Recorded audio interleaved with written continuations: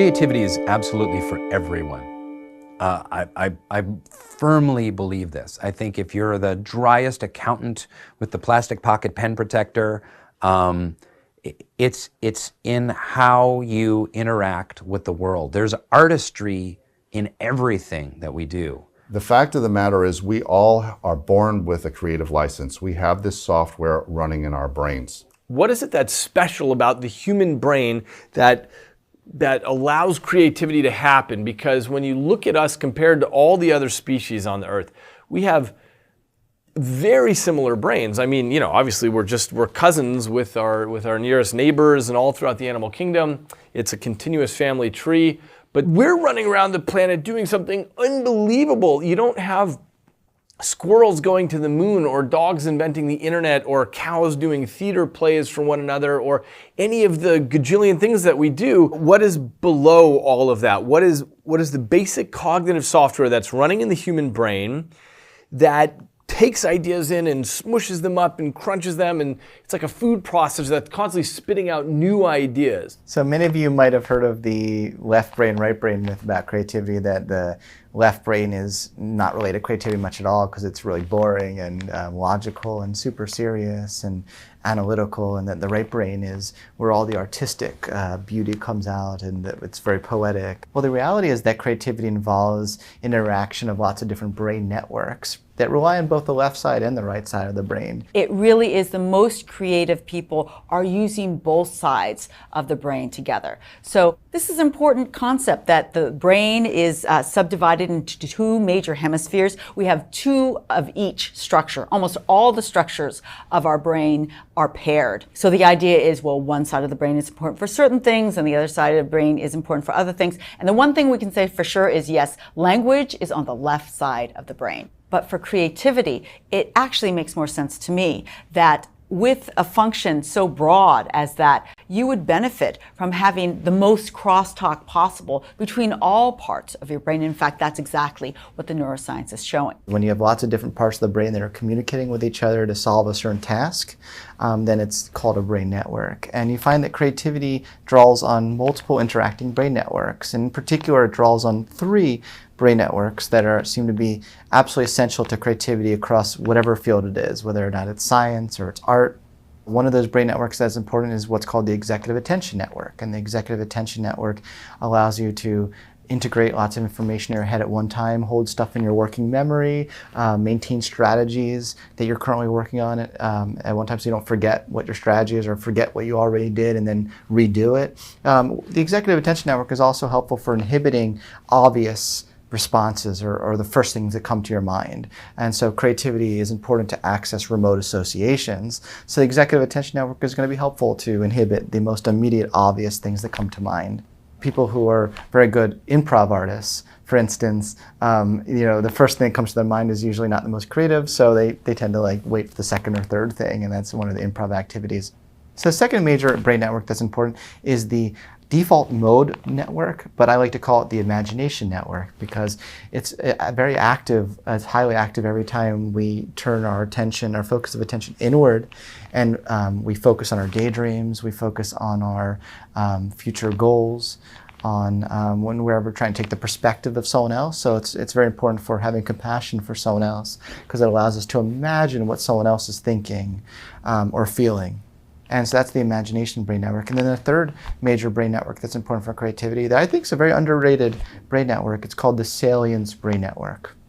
And that's associated with what is most salient in our environment, what is most interesting to us. Before we think through consciously about a creative activity, and even before we activate our imagination, there's a process before both of that where we have a subconscious process where the salient brain network tags things as interesting or not interesting in our environment, and it either feeds it to our imagination network or to our executive attention network to pay attention to. Creativity involves the interaction of all three. It's when we're captivated by the moment, we're mindful, but we're also imaginative, and we're also motivated and passionate to engage in the creative activity.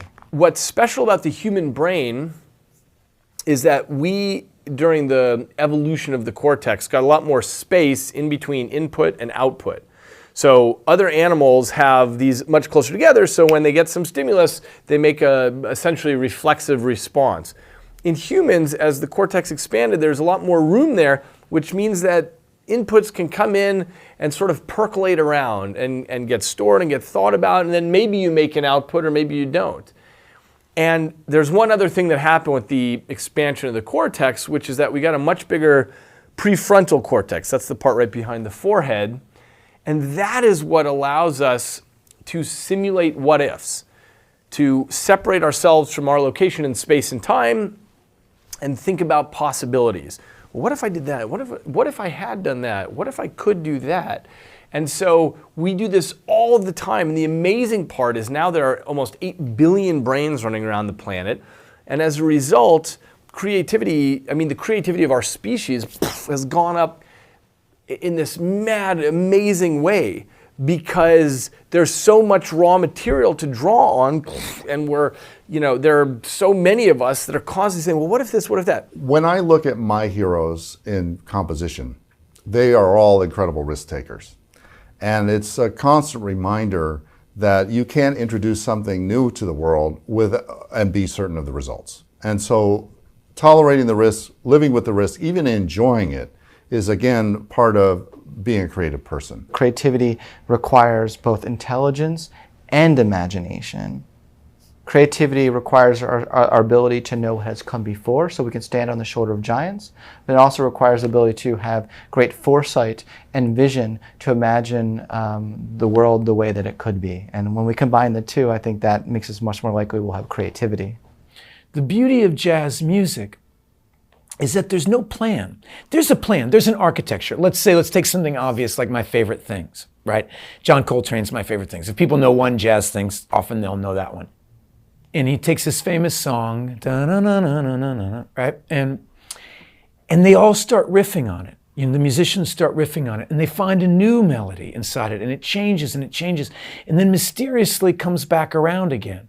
And spontaneity mixed with discipline and intelligence, it evolves into something you cannot plan, that is more sophisticated and more interesting than something the intellectual mind can plan. When you're really being creative at your best, you've used your discipline to open up your subconscious. If it's a pure expression of yourself, no matter what it is or what medium, it's going to shine. It's going to resonate. You could look inside of yourself and you could have a canvas and you could paint a dot in it, but if that's where your creative purpose is taking you, then it needs to be that dot. We are vessels of our own space and time, so the particular things we create have to do with what we have absorbed.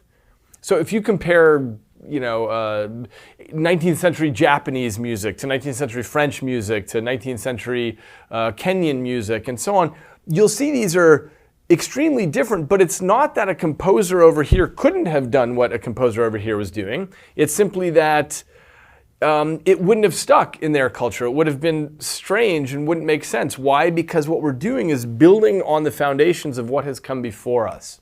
In a way, you're channeling yourself, and you're channeling your own questions and your own seeking and your own, which is deeply connected to your own. We all have it.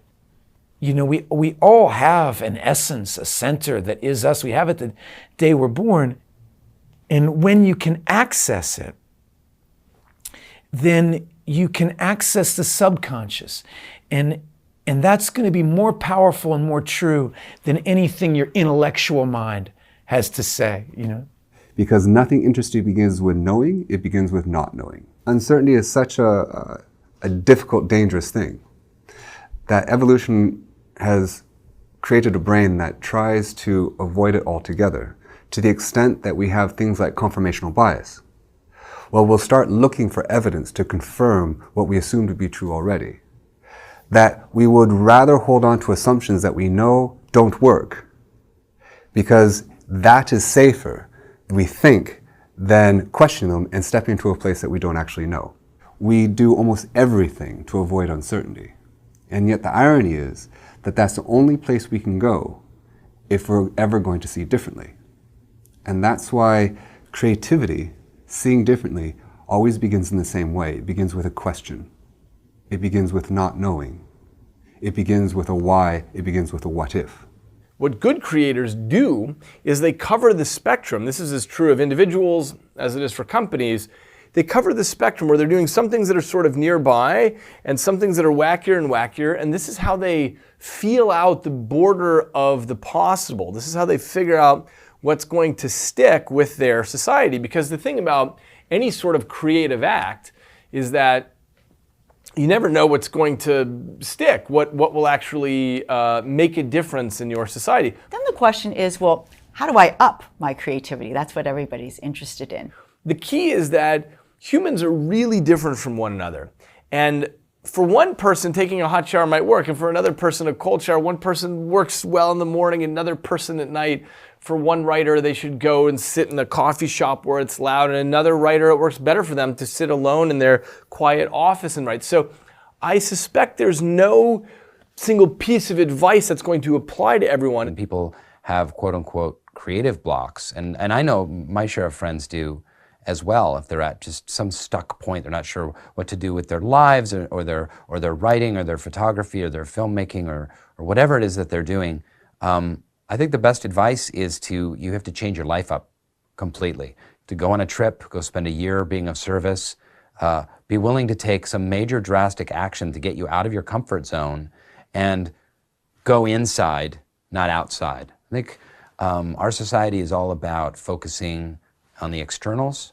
Oh, these people like me, I'm successful because of these people, they view me as being good, and we need to take that vision and instead of expanding it outwards, we need to look inside ourselves. This Big Think video is brought to you with the support of Pipedrive. We use Pipedrive at Big Think to better track our sales and keep our business relationships organized and our clients happy. If you're at all familiar with Big Think, you know that the themes of data measurement and collection are so important to the big ideas changing our world. Pipedrive empowers you to bring those tools to bear with your business in order to take it to the next level. It automates your day so you can spend time on customers, not legwork. It's easy to use, and you don't need an IT degree to work with it. No lengthy setup or training means you can jump in with both feet from day one. Break free from endless cycles of typing and retyping data in multiple places, spending hours searching for last conversations, and forgetting important details. Pipedrive has helped Big Think and 90,000 other companies worldwide close over $24 billion in deals. Try Pipedrive free for 30 days, then get 25% off your first 3 months. Get smarter faster with new videos every week from the world's biggest thinkers.